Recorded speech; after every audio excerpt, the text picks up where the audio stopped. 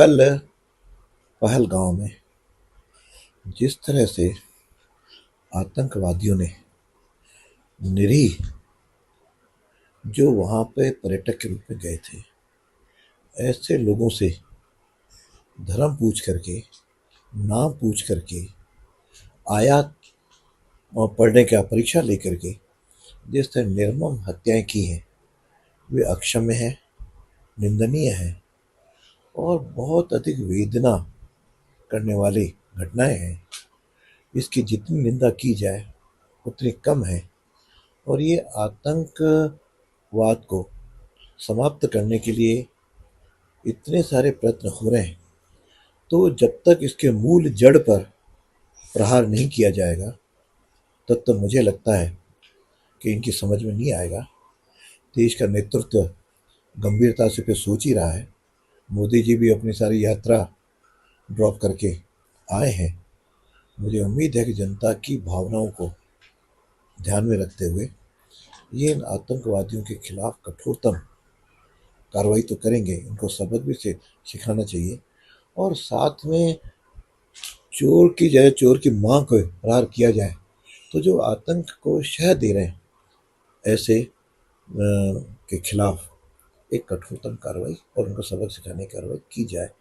मुझे लगता है कि इनके समर्थक या इनको शह देने वाले कुछ तत्व इस देश में भी हैं, उनके खिलाफ भी कार्रवाई तत्काल प्रभाव में की जानी चाहिए।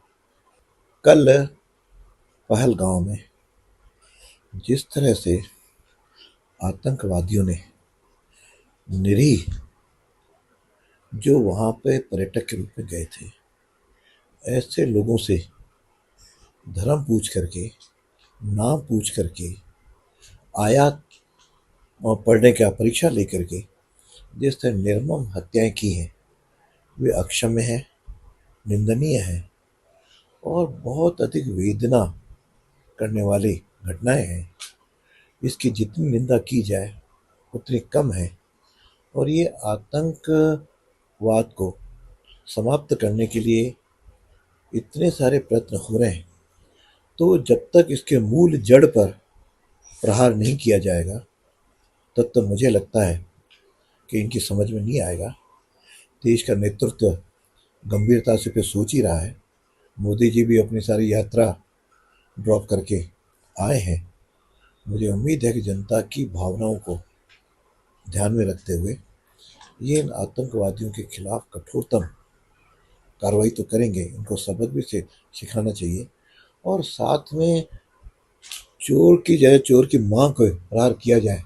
तो जो आतंक को शह दे रहे हैं ऐसे के खिलाफ एक कठोरतम कार्रवाई और उनको सबक सिखाने की कार्रवाई की जाए। मुझे लगता है कि इनके समर्थक या इनको शह देने वाले कुछ तत्व इस देश में भी हैं, उनके खिलाफ भी कार्रवाई तत्काल प्रभाव में की जानी चाहिए।